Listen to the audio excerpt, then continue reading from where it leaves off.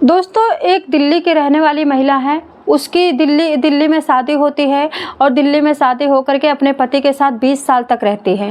20 साल में उसको अपने पति से काफ़ी प्यार था और अपने पति के बच्चों से बहुत प्यार था, लेकिन धीरे धीरे उस महिला के दिल मिल जाते हैं किसी और से। तो पति और पत्नी में लड़ाई होती है और लड़ाई होते होते लड़ाई इतनी बढ़ जाती है कि महिला को छोड़ करके घर जाना पड़ता है। अब महिला पहुँच चुकी थी सोनीपत में। सोनीपत के झड़ौता गाँव में रहने वाली ये महिला वहाँ पर भी अपने माँ बाप के घर में भी कुकर्म करती है। वहाँ भी इसकी जो ग्रंथियाँ हैं, जो इंद्रियाँ हैं, इंद्रियाँ बहुत ज़्यादा फुलफिल मांगती हैं, मर्द मांगती हैं, मर्द। ये महिला सच में लंगोट की कच्ची थी जब भी ये वहाँ से छोड़ के भाग के आई थी। नहीं तो अगर लड़ाई हो रही थी तो अपना कमाते खाते कहीं और रहती, आने की क्या जरूरत थी। और जब तुम आ ही गई थी तो अपने माँ बाप की इज्जत का धुरिया धाम में ना मिलाती। अब ये महिला क्या करती है, वहीं पे एक राई कंपनी में काम करने वाले ऑपरेटर, जो कि उसका नाम विशाल है, विशाल मेरठ का रहने वाला है। मेरठ में पुलिस जाती है, विशाल के पापा शिव कुमार से पूछती है क्या यहाँ पे मेरा मतलब विशाल आया है। तो विशाल के पापा पूछते हैं कि नहीं, विशाल तो अभी वहाँ गया है, सोनीपत गया है, कंपनी गया है, छुट्टी लेके आया था, 15 दिन की छुट्टी काट के गया है, अभी तो गया है, 15 दिन भी नहीं हुए हैं। तो पुलिस वहाँ से कहती है कि वहाँ पे एक महिला गायब है। दिल्ली की रहने वाली महिला है, अपने मायके में सोनीपत में रहती है और इनकी कंपनी के बगल में रहती है। पहले ये क्या करता था, विशाल इनकी महिला के घर के बगल में किराए पे रहता था। अब वो कमरा खाली करके चला गया है, लेकिन ये नहीं पता कहाँ गया, महिला भी घर से गायब है। दोस्तों, ये महिला अपने माँ बाप के घर रहते रहते भाग जाती है।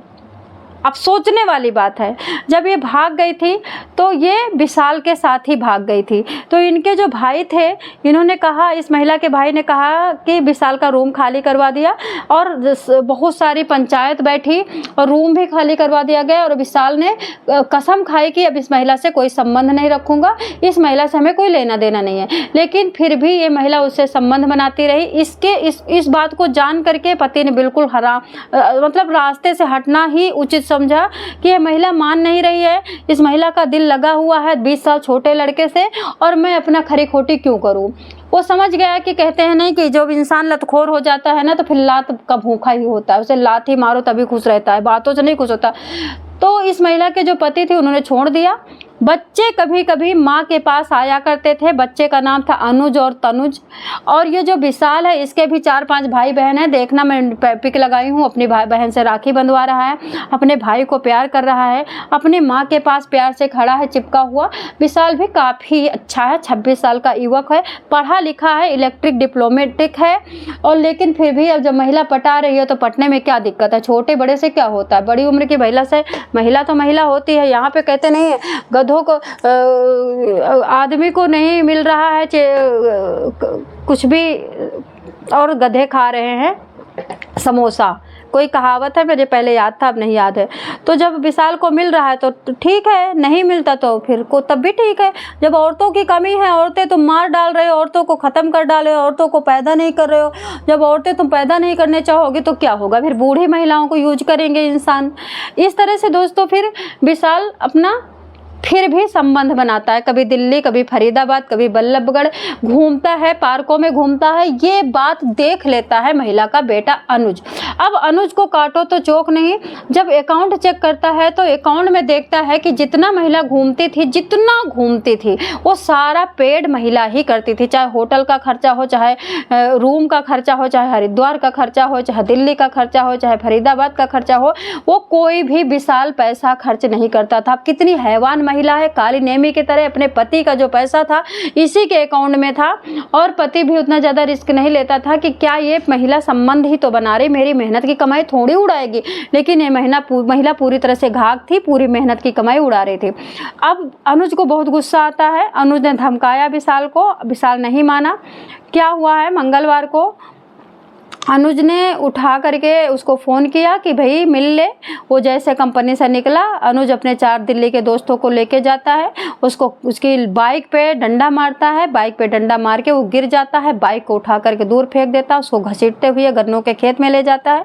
वहाँ पे धारदार किसी हथियार से गले में बहुत बड़ा छेद कर देता है, गले से फव्वारा निकलने लगता है खून का, और खून के फव्वारे से इतना बह गया था खून के क्योंकि शिव कुमार खुद बताया, जब मेरे बेटे के मैं बॉडी लेके गया था, बॉडी रोटी लेके हॉस्पिटल भागने की कोशिश कर रहा था, तो मैंने खोल के देखा था तो इतना घाव गले में था।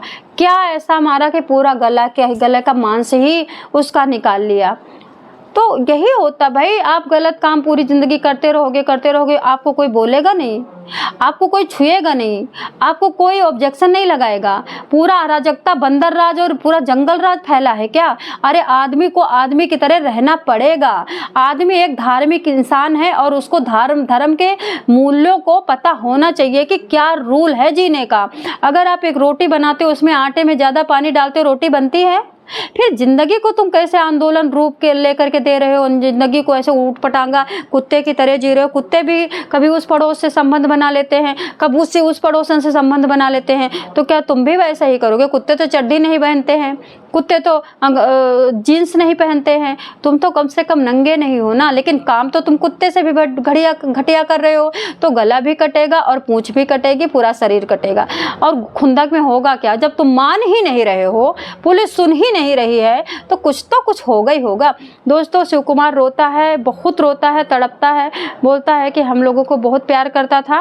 ये पिछली बार भी भागे थे, तभी हमें कंट्रोल करना चाहिए था, तभी बेटे को बुला करके अपने घर में बांध लेना चाहिए था। हमें नहीं पता था कि इतना बड़ा हमारे बेटे के साथ हो जाएगा। हम अब कैसे जिएंगे? एक कमाई का मात्र सहारा था, ऑपरेटर था, मशीन का ऑपरेटर था ये कंपनी में, इलेक्ट्रिक का। तो दोस्तों, आपका क्या कहना है इस महिला के बारे में? अब ये महिला भी जेल जाएगी, महिला का बेटा भी जेल जाएगा। महिला की वजह से अब कितना गंदा हो रहा है सब कुछ, पूरा परिवार तहस नहस हो रहा है। तो महिलाओं को सोचना चाहिए, ज़्यादा अत्याचार नहीं करना चाहिए। कहते नहीं, अत की भली न गर्जना, अत की भली न चूप, अत की भली न बरसना, अत की भली न धूप। अति बहुत बेकार होती है। प्यार मोहब्बत देखो जवानी में ही होती है, और जवानी कितने दिन की है? 4 दिन की है। अब जाओ बुढ़ापा जेल में काटो। तो जवानी में इंद्रियों को कंट्रोल करना चाहिए, अपनी आकांक्षाओं को कंट्रोल करना चाहिए, अपने मन को कंट्रोल करना चाहिए। आप लोगों का क्या कहना है?